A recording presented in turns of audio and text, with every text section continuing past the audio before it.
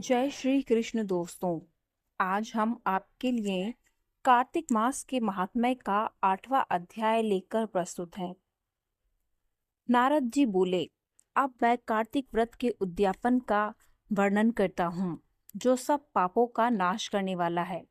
व्रत का पालन करने वाला मनुष्य कार्तिक शुक्ला चतुर्दशी को व्रत की पूर्ति और भगवान विष्णु की प्रीति के लिए उद्यापन करे। तुलसी के ऊपर एक सुंदर मंडप बनावे, उसे केले के खंभों से संयुक्त करके नाना प्रकार की धातुओं से उसकी विचित्र शोभा बढ़ावे।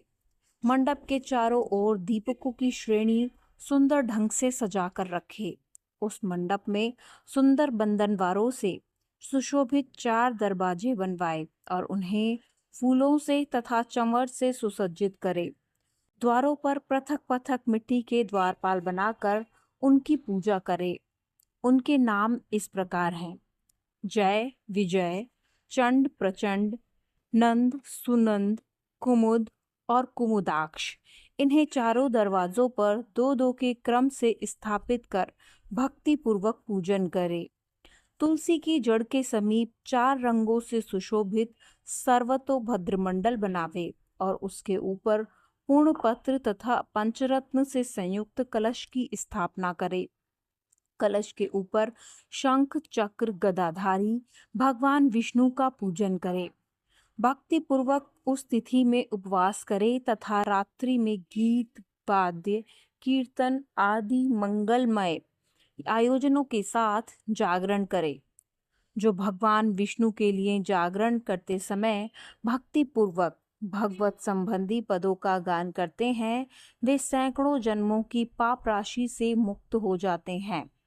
जो मनुष्य भगवान के निमित्त जागरण करके रात्रि भर भगवान का कीर्तन करते हैं, उनको असंख्य गोदान का फल मिलता है। जो मनुष्य भगवान की मूर्ति के सामने नृत्य गान करते हैं, उनमें अनेक जन्मों के एकत्रित पाप नष्ट हो जाते हैं। जो भगवान के सम्मुख बैठकर कीर्तन करते हैं और बंसी आदि बजाकर भगवत भक्तों को प्रसन्न करते हैं तथा भक्ति से रात्रि भर जागरण करते हैं, उन्हें करोड़ों तीर्थों का फल मिलता है। उसके बाद पूर्णमासी में एक सपत्नीक ब्राह्मण को निमंत्रित करें। प्रातः काल स्नान और देव पूजन करके वेदी की अग्नि स्थापना करें और भगवान की प्रीति के लिए तिल और खीर की आहुति दें। होम की शेष विधि पूरी करके भक्ति पूर्वक ब्राह्मणों का पूजन करें और उन्हें यथाशक्ति दक्षिणा दें। फिर इनसे इस प्रकार क्षमा याचना करें: आप सब लोगों की अनुकंपा से मुझ पर भगवान सदैव प्रसन्न रहें। इस व्रत को करने से मेरे 7 जन्मों के किए हुए पाप नष्ट हो जाएं और मेरी संतान चिरंजीवी हो। इस पूजा के द्वारा मेरी सभी मनोकामनाएं पूर्ण हो। मेरी मृत्यु के पश्चात मुझे अतिशय दुर्लभ विष्णु लोक की प्राप्ति हो। पूजा की समस्त वस्तुओं के साथ गाय भी गुरु को दान में दें। उसके पश्चात घर वालों और मित्रों के साथ स्वयं भोजन करें।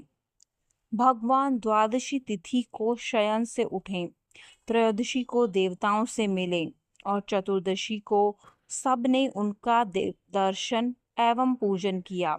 इसलिए उस तिथि में भगवान की पूजा करनी चाहिए। गुरु की आज्ञा से भगवान विष्णु की सुवर्णमयी प्रतिमा का पूजन करें। इस पूर्णिमा को पुष्कर तीर्थ की यात्रा श्रेष्ठ मानी गई है। कार्तिक माह में इस विधि का पालन करना चाहिए। जो इस प्रकार कार्तिक के व्रत का पालन करते हैं, वे धन्य और पूजनीय हैं। उन्हें उत्तम फल की प्राप्ति होती है।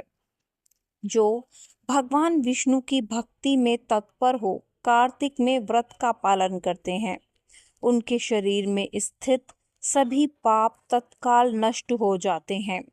जो श्रद्धा पूर्वक कार्तिक के उद्यापन का महात्म्य सुनता है या सुनाता है, वह भगवान विष्णु का सायुज्य प्राप्त करता है। जय श्री हरि, जय श्री हरि। धन्यवाद।